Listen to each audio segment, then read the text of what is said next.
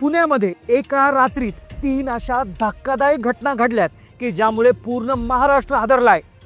पुण्यात घडलेल्या या 3 घटनांमुळे लोक आता रात्री एकटं फिरायला घाबरत आहेत। लोक आता रात्री घराबाहेर निघत नाहीयेत। पुण्यात घडणाऱ्या या धक्कादायक घटना, जर तुम्ही कामावरून एकटे रात्री घरी येत असाल किंवा रात्री मित्राच्या घरी जायचं प्लॅनिंग करत असाल, मोटरसायकलवर किंवा 4 चाकी गाडीमध्ये एकटा प्रवास करत असाल तर सावध व्हा, पुढचा नंबर तुमचा असू शकतो। 3 घटना की ज्याने संपूर्ण महाराष्ट्राचे डोळे उघडले आहेत। या घटनेमुळे लोक रात्री फिरणं बंद केलेलं आहे। लवकरात लवकर सावध व्हा, पुढचा नंबर तुमचा असू शकतो। ही घटना जर तुमच्या बरोबर घडली तर तुम्ही आयुष्यातून बर्बाद व्हाल। पुण्यात घडणाऱ्या 3 घटना ज्या एकट्या लोकांना टार्गेट करून त्यांच्याबरोबर एक सापळा रचला आणि एकदम प्रॉपर प्लॅनिंगने त्यांचं आयुष्य बर्बाद झालं। ही घटना केवळ पुण्यातच नाही तर याच पद्धतीनं घटना छत्रपती संभाजीनगर, नागपूर, ठाणे, नाशिक, अहिल्यानगर अशा इतरही शहरांमध्ये आता घडत आहे। जर तुम्ही एकटे राहता, रात्री कामावून एकटे घरी जाता किंवा रस्त्यावर नियमित प्रवास करता तर हा व्हिडिओ तुमचं जीवन वाचू शकतो। कारण की पुढच्या काही मिनिटांमध्ये तुम्हाला अशा काही घटनांची माहिती आम्ही देणार आहोत ज्या पुण्यात घडल्या, ज्या अनेकांना माहीत नाही आणि ज्यातून वाचण्यासाठी तुम्ही काय काळजी घ्यायची हेही तुम्हाला सांगणार आहे। हा व्हिडिओ जर 2 मिनिटे लक्षपूर्वक बघितला तर नक्कीच फायदा होणार आहे। रात्री एकटे फिरणारे, कामावून घरी एकटे येणारे, 4 चाकी गाडीत असो किंवा 4 व्हीलरमध्ये असो किंवा मोटारसायकलवर असो किंवा पायी येणारे असो, त्यांच्यासोबत त्यांना टार्गेट करून त्यांच्याबरोबर काही प्रकार आता घडत आहे। विविध शहरांमध्ये, गावांमध्ये, तालुक्यांमध्ये हे प्रकार आता वाढायला लागलेले आहे, ज्याची माहिती तुम्हाला असणं गरजेचं आहे। जर तुम्हाला याची माहिती नसेल तर तुम्हालाही लाखो रुपयाचा गंडा घातला जाऊ शकतो, तुम्हाला तुरुंगातही जावं लागू शकतं, पोलीस देखील तुमची मदत करू शकणार नाही। 3 घटना आहेत पुण्यामध्ये ज्या एकाच वेळी 3 वेगळ्या ठिकाणी घडल्यात, पण ज्या एकामेकाशी अदृश्य धाग्याने जोडल्या आहेत, ज्यामागे एक रहस्य दडलेलं आहे। या गोष्टी ऐकल्यानंतर रात्री एकटे फिरण्याआधी तुम्ही नक्कीच 10 वेळा विचार कराल। चला तर मग पाहूया त्या 3 थरकाप उडवणाऱ्या घटना ज्या एकाच रात्रीत पुण्यामध्ये घडल्या, ज्या तुमच्याही गल्लीत, तुमच्याही घरापाशी, तुमच्याही बाबत घडू शकतात।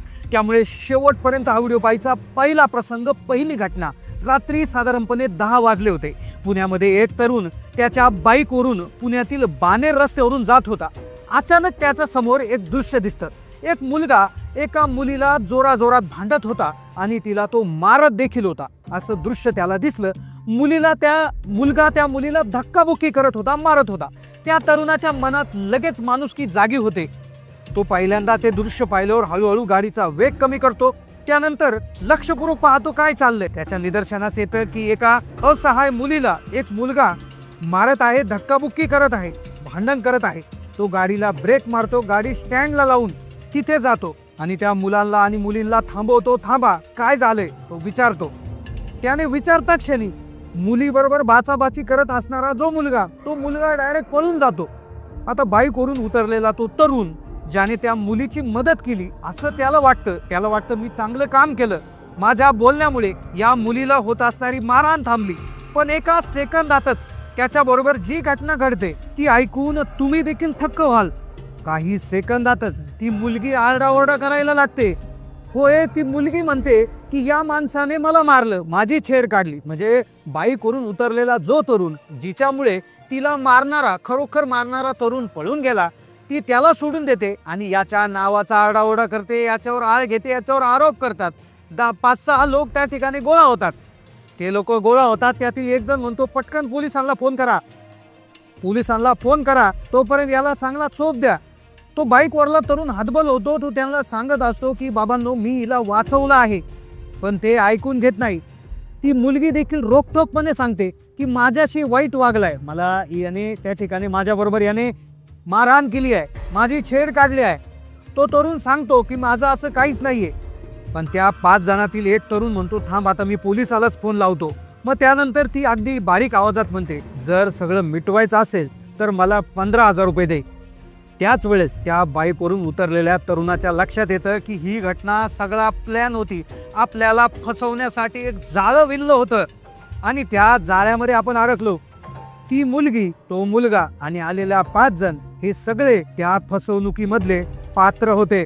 आता तुम्ही म्हणाल, आम्ही असं जर दिसलं तर आम्ही थांबतच नाही, तेव्हा आमच्याबरोबर तर असं काही घडणारच नाही. तर दुसरा प्रसंग तुमच्यासाठी आहे, ज्यामध्ये एका मोठ्या किराणा दुकानाबाहेर, एका मोठ्या सुपर शॉपी बाहेर काय होतं की एक व्यक्ती किराणा घ्यायला गेलेला असतो, एकटा असतो. त्यावेळेसच काय होतं, 2 महिला आणि एक युवक साधारणपणे त्याच्याकडे येतात, एक रजिस्टर घेऊन येतात आणि त्यांना म्हणतात, सर आम्ही अनाथ मुलांसाठी काम करतोय, आमची एक सेवाभावी ट्रस्ट आहे, आम्हाला काही डोनेशन नको, आम्हाला 1 रुपया नका देऊ, फक्त आम्हाला या दुकानातून काहीतरी वस्तू घेऊन द्या. मग आता त्याही व्यक्तीच्या अंगामधला देव माणूस त्या ठिकाणी जागा होतो. त्यालाही वाटतं अनाथ मुलं आहेत, ही लोक तर पैसे मागत नाहीयेत, पैसे मागत नाही म्हणजे लोक चांगले असतील, जर पैसे मागितले असते तर कदाचित आपल्यासारख्याने काय केलं असतं, त्यांना म्हणलं असतं पैसे नाही आहेत, पण ते म्हणतात एखादी वस्तू घेऊन द्या, आमच्या अनाथ मुलाला काहीतरी खायला मिळेल. मग तो म्हणतो ठीक आहे, मी तुम्हाला तांदूळ घेऊन देतात. पण ते लगेच म्हणतात नाही सर, आम्हाला तुम्ही 10 लिटरचा एक ड्रम घेऊन द्या, 10 लिटर तेलाचा ड्रम देऊन घ्या. आता तो व्यक्ती तिथंच बुचकळतो. आता 10 लिटर ड्रमचं तेल म्हणजे साधारणपणे 1000-1500 रुपयाचा खर्च होईल.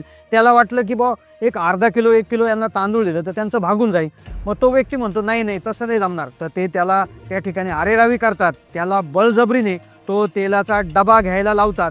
अन्यथा ते म्हणतात आम्ही आरडाओरडा करू किंवा तुमचा व्हिडिओ काढू. आसपास बघणारी लोक जमा होतात, ते पण म्हणतात की बाबा तू तर यांना कबूल झाला होता की काहीतरी वस्तू घेऊन देऊ म्हणून. आणि अशा प्रकारे ते शेवटी म्हणतात की एक काम करा, 500 रुपये देऊन टाका आणि विषय क्लोज करा. तर अशा प्रकारची फसवणूक होऊ शकते. आपला चांगुलपणा आपल्याच कसा अंगलट येतो ह्या दोन्हीही तुम्हाला घटनांमधून समजलं आहे. पण तिसरी घटना ही आणखी भयानक आहे. याच्यामध्ये तरी आता 5-10 हजाराचा त्या ठिकाणी नुकसान होऊ शकतं. पण तिसरी घटना ही पुण्यातच नाही तर पूर्ण राज्यातल्या असंख्य लोकांबरोबर घडलेली आहे. तुम्हाला ती घटना सांगितल्यावर कळणारच आहे. आता ही घटना झाल्यावर तुम्ही नेमकं कशी काळजी घ्यायची आहे, कशा पद्धतीनं तुम्ही त्या ठिकाणी संरक्षण आपलं करायचं आहे, काय काळजी घ्यायची आहे, त्याबाबत देखील पुढे माहिती देणार. तिसरी घटना कोणासाठी आहे तर त्यामध्ये काय होतं की बऱ्याच वेळा एखादी तुम्हाला सेकंड हँड बाईक घ्यायची असते. बऱ्याच वेळा काही लोकांना जुनी बाईक घ्यायची असते, एखादी सेकंड हँड मोटारसायकल त्या ठिकाणी घ्यायची असते. तर OLX नावाची एक वेबसाईट आहे किंवा फेसबुक आहे किंवा इतर वेबसाईट ज्या आहेत, आपण सर्च करतो ऑनलाईन की सेकंड हँड स्प्लेंडर वगैरे असं सर्च केलं तर आपल्याला काय होतं, काही सर्च रिझल्ट येतात. मग आपल्याला काही एखादी गाडी त्या ठिकाणी दिसती जी चांगल्या स्थितीत आहे, म्हणजे अगदी नवीनच आहे, पण तिची किंमत अगदी कमी आहे. म्हणजे अगदी नवीन कंडिशनमध्ये गाडी काही लोक 30,000ला देतो म्हणतात, 25,000 रुपयाला देऊ म्हणतात. मग तुम्ही काय करता की त्याचे कॉन्टॅक्ट डिटेल्स काढता, त्या व्यक्तीला फोन करता, त्याला म्हणता मी असं असं आहे. मग अशा पद्धतीने एक घटना त्या ठिकाणी पुण्यात घडली, पण ही सरसकट सगळीकडे झाली आहे. मग काय होतं, तो व्यक्ती म्हणतो ठीक आहे मी इथे आहे, तुम्ही काय करा, तुम्ही गाडी बघायला या. तो गाडी बघायला ज्यावेळेस आपण निघतो तर त्यावेळेस तो व्यक्ती वाटेत 2दा-3दा फोन करतो आणि म्हणतो की माझ्याकडे 2-3 पार्ट्या ऑलरेडी ते उभा राहिलेल्या आहे. आता त्यांना ती गाडी देखील फार आवडलेली आहे आणि मला देखील खूप अर्जंट आहे. जर तुम्ही आता 5,000 रुपये जर टोकन अमाऊंट पाठवलं नाही किंवा ॲडव्हान्स पाठवला नाही तर मग मला गाडी नाईलाजाने त्याला द्यावं लागेल. तर मग अशा प्रकारे तुम्ही काय करता, तुम्हालाही ती गाडी आवडलेली असते आणि मग तुम्ही ते टोकन अमाऊंट किंवा बुकिंग अमाऊंट देऊन टाका आणि त्यानंतर ना त्या व्यक्तीचा फोन लागतो आणि तिथे गेल्यानंतर तो व्यक्तीही नसतो आणि ती गाडी कधीच अस्तित्वात नसते, कारण की तो फोटो कुठून तरी इंटरनेटवरून त्यांनी जमा केलेला असतो. तर अशाही प्रकारची फसवणूक त्यामध्ये पुण्यामध्ये त्या ठिकाणी किंवा इतरही ठिकाणी होऊ शकते. पण आता तुम्ही काय काळजी घ्यायची आहे, रात्री फिरत असताना किंवा इतरही ठिकाणी जात असताना काय काळजी घ्यायची. आता या तीनही घटना पुण्यातच घडलेल्या आहेत, पण अशा अनेक घटना पूर्ण महाराष्ट्रभर घडत आहेत, पूर्ण राज्यामध्ये त्या ठिकाणी घडत आहेत. कोणतंही शहर सुरक्षित नाही, कारण की हे फसवणूक करणारे लोक कुठेही असतात आणि एकटा माणूस पाहून शक्यतो त्यांच्यावर ते हे करतात. जर एकट्या माणसाबरोबर जर एखादी महिला असेल तर मग बाकी त्या ठिकाणी अजून जास्त चान्सेस वाढतात, कारण की महिला जर असेल तर अजून सेफ्टीचा प्रश्न निर्माण होत असतो. त्यामुळे एकदा अडकलात तर तुमचं अध्वस्त त्या ठिकाणी आयुष्य उद्ध्वस्त होऊ शकतं. तुम्हाला पोलीस देखील अटक करू शकतात, तुमच्यावर खोटं प्रकरण बनू शकतं, लाखो रुपये खर्च करूनही तुमचं नाव खराब होऊ शकतं, बदनाम होऊ शकतं. त्यामुळे तुम्ही आता काय करा, कोणालाही मदत करत असताना थोडंसं 2दा विचार करा. आता जर तुम्हाला रस्त्यावर अशा प्रकारचे काही दृश्य दिसले, हाणामारीचे दृश्य असतील किंवा कोणाला मदत पाहिजे अशी दृश्य त्या ठिकाणी दिसली तर तुम्ही त्याचं व्हिडिओ शूटिंग करू शकता. एक 5 मिनटं पुढे जाऊन थांबून त्याची त्या ठिकाणी शहानिशा करू शकता, जेणेकरून तुम्हाला त्यावरनं कळेल की हे खरं आहे की खोटं आहे. कारण की टाईम जर गेला तर त्यामध्ये ते लोक परत त्यांच्या पूर्वत याच्यामध्ये येऊ शकतात. त्यानंतर ज्यावेळेस एखाद्या किराणा दुकानासमोर अशी लोक जर तुम्हाला दिसली तर सरळ नाही म्हणून निघून जाणे हाच एक पर्याय आहे. जर ते खरोखर चांगल्या ट्रस्टचे लोक असतील तर त्यांच्याकडे डॉक्युमेंट्स असतात, प्रॉपर त्यांच्याकडे सगळे प्रूफ्स असतात, तर ते प्रूफ्स तुम्ही मागवायचे आहे तर आणि तरच त्यांना हे करायचं आहे. त्यानंतर तिसरी गोष्ट, ऑनलाईन खरेदी करत असताना कुठल्याही लोकांना हे जे आहे पैसे ॲडव्हान्समध्ये द्यायचे नाहीत.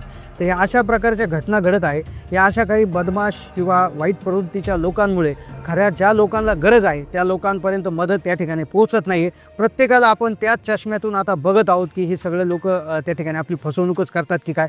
त्यामुळे नक्कीच आपण खरी गरज कोणाला आहे हे ओळखायला त्या ठिकाणी शिकलं पाहिजे, जेणेकरून त्यांनाही मदत होईल, पण त्या अनुषंगाने आपली फसवणूक होणार नाही याची काळजी आपण त्या ठिकाणी घेतली पाहिजे.